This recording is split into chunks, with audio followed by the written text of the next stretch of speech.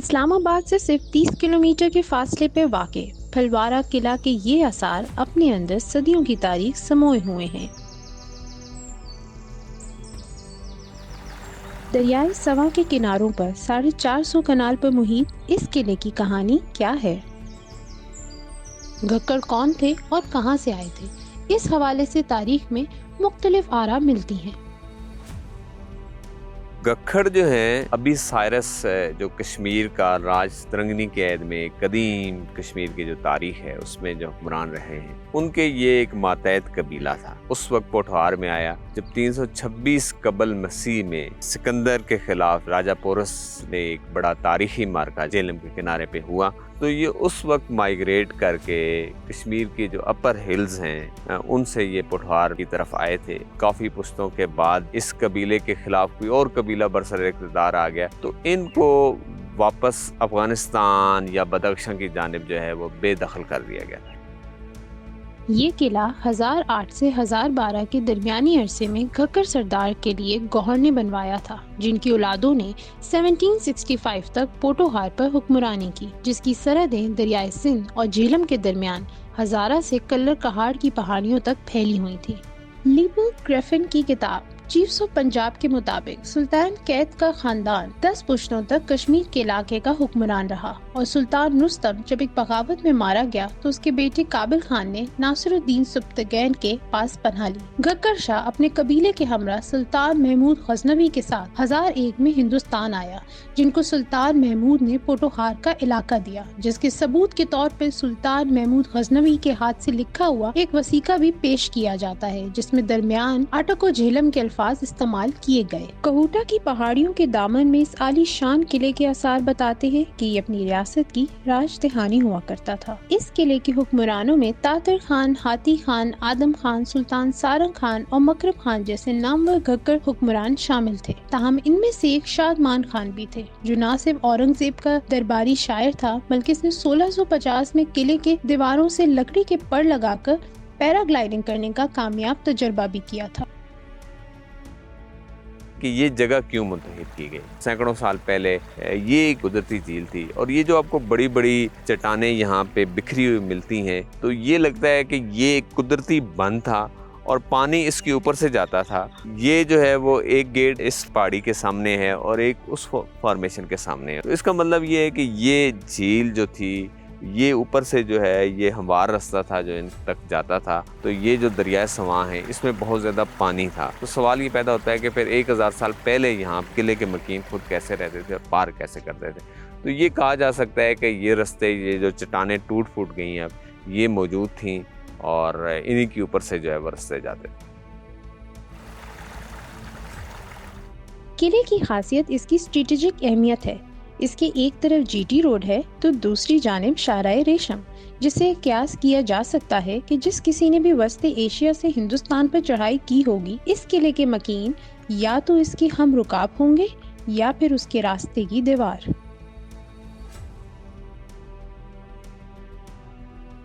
تو یہی وہ رستہ ہے جہاں سے سینٹرل ایشیا سے جتنے بھی حملہ آور ہیں وہ گزر کے جو ہے وہ دلی انہوں نے فتح کیا ہے۔ یہ جنگجو قبیلہ ہے، اس قبیلے کی آشیرواد ہر اس فاتح کو رہی ہے جس نے دلی میں اپنی فتح کے جھنڈے گاڑے ہیں۔ جو بھی مغل بادشاہ دلی میں جو ہے حکمران رہا ہے وہ اپنی زندگی کے کسی نہ کسی مرحلے پہ گکھڑوں کا مہمان ضرور رہا ہے، اور پھر گکھڑوں کے ساتھ ان کی رشتہ داریاں بھی تھیں۔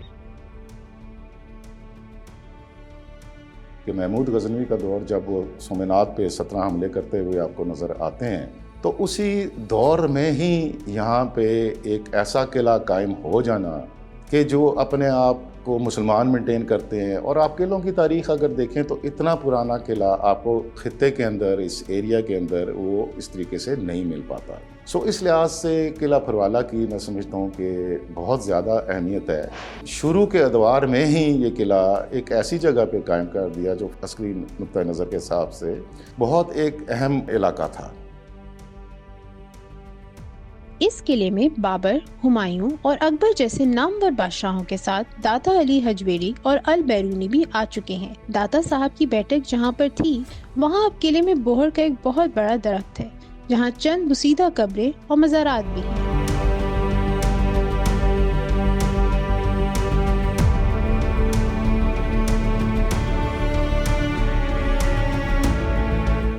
बैरूनी दीवार में 6 दरवाजे हैं, जिनको लश्करी, बेगम, हाथी, बाग और ज़ियारत दरवाजों के नाम से पुकारा जाता था।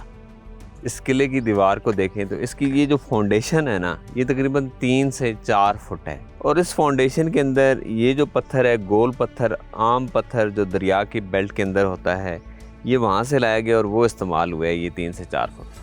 और ऊपर ये है, फिर इस पत्थर को गढ़ा गया है, जो आम रेत का पत्थर है, यहीं से जो है वो लिया गया है चट्टानों से, और फिर उनको तराशा गया है।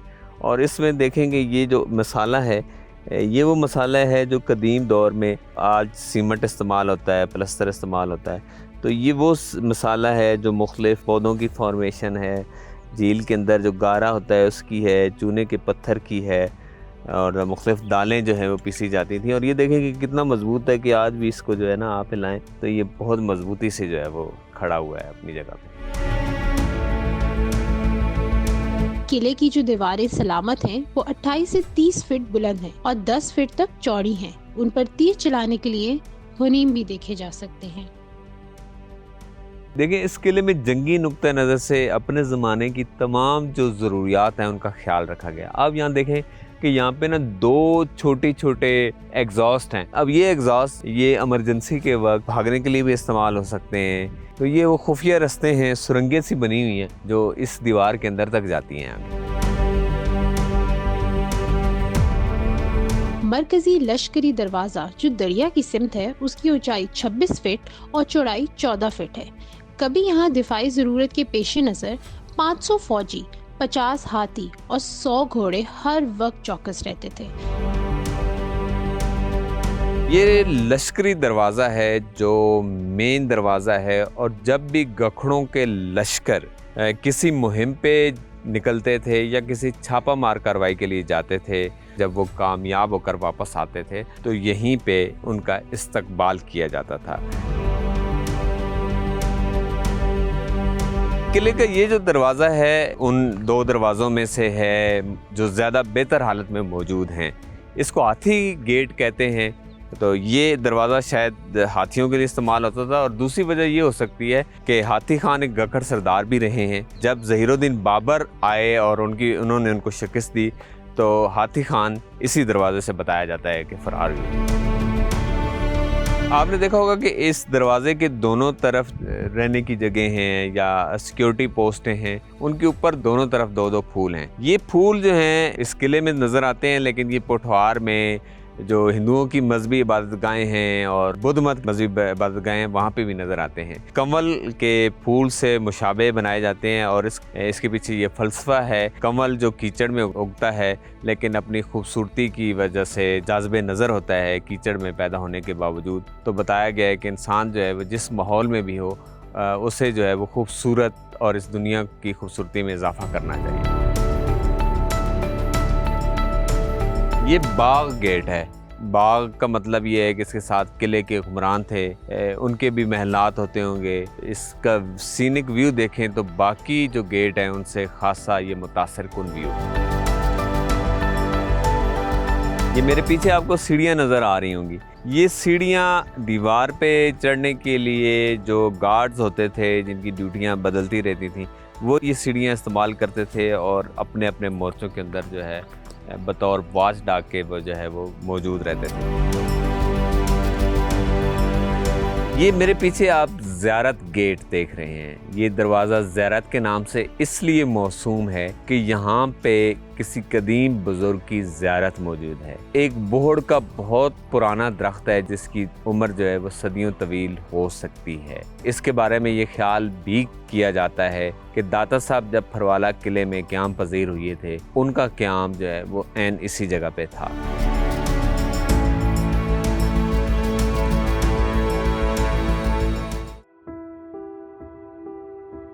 ताकतवर हुक्मरानों, बहादुर जंगजुओं की मस्कन और अजीम शहंशाहों का मेज़बानी करने वाला ये किला तबाहाली का शिकार क्यों हुआ, इस बारे में माहिरीन मुख्तलिफ वजूहात बयान करते हैं। ये मेरे पीछे किले की दीवार है जिस पे तीर चलाने के लिए गनीम भी देखे जा सकते हैं। ये इस दीवार का काफ़ी हिस्सा सलामत है, लेकिन इससे आगे दीवार जो है वो बिल्कुल मौजूद नहीं है। वक्त के साथ साथ ज़ाहिर है पिछले 250 साल से इसकी कोई तामीर व मुरम्मत नहीं हुई, جس کی وجہ سے یہ بہت خستہ حالی کا شکار ہے۔ تو قلعہ 1980 میں ہماری فیملی نے، کرنل سلطان ظہور اختر ایک بہت بڑا نام ہے ہماری فیملی میں، تو انہوں نے یہ قلعہ آرکیالوجی ڈپارٹمنٹ آف پنجاب کو ہینڈ اوور کیا تھا۔ روڈ کی ایکسیس نہیں تھی، بجلی نہیں تھی، یہاں پہ لیونگ فیسلٹیز نہیں تھیں، جس کی بنا پہ جرائم پیشہ عناصر تھے ان کا اس طرف زیادہ آنا جانا ہوا، آماج گاہ بن گئی۔ نقصان پہنچنے کی وجوہات ہیں، اس میں بہت سی وجوہات ہیں۔ اس میں جو پہلا نقصان ہوتا ہے کہ آپ ایک چیز کو خالی چھوڑ دیں، یعنی کہ صفائی نہیں ہوتی، یعنی کہ اس کے اوپر جو پرنالے ہو گئے یہ چیزوں کو بند ہو جاتی ہیں، تو پھر انوائرمنٹ سے یہ ہوتا ہے کہ بارشیں شارشیں ہوتی ہیں، تو اس وجہ سے اس کے جو پرنالے بند ہوتے ہیں تو کوئی ایسی لوپ ہولز اس میں رہ جاتے ہیں جس سے پانی انفلٹریٹ ہوتا ہے، تو اس وجہ سے اس میں بہت سارا زیادہ نقصان ہوا ہے۔ تو پھر دوسرا جو اس کا فیکٹر ہے پرندوں کا ہے، پرندے اس میں گھونسلہ بنا لیتے ہیں، بچے شچے دیتے ہیں، جو اس کو کھانا کھلاتے ہیں، اس میں سارا جو اس کا ویسٹ ہوتا ہے ادھر ہی رہ جاتا ہے، اس وجہ سے پھر یہ درخت اگنا شروع ہو جاتے ہیں جو اس کو بہت زیادہ نقصان پہنچاتے ہیں۔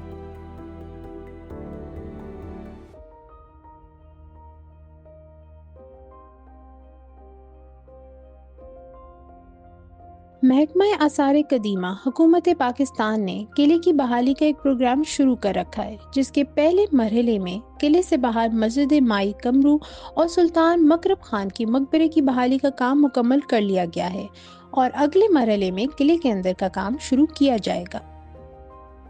2 میل کی لمبائی پہ یہ قلعہ، اتنا بڑا یہ قلعہ ہے، تو اس سے بھی آپ امیجن کر سکتے ہیں کہ اس کی کیا سٹیٹس تھا، کتنی اس میں فوج ہوتی ہوگی۔ تو اس کو جب سے یہ لوگوں کے نظروں میں آیا ہے اب ریسنٹلی، تو اس کو وال آف اسلام آباد کا بھی نام دیا جا رہا ہے۔ آرکیالوجیکل سائٹ ہے وہ، اس طرح سے تو اویلیبل نہیں ہے، تو آنے والے دنوں میں ہم یہ دیکھ رہے ہیں کہ یہ ایک ٹورسٹ اسپاٹ بن جائے گا اور لوگوں کا رجحان اس جانب بہت بڑی تعداد میں ہوگا۔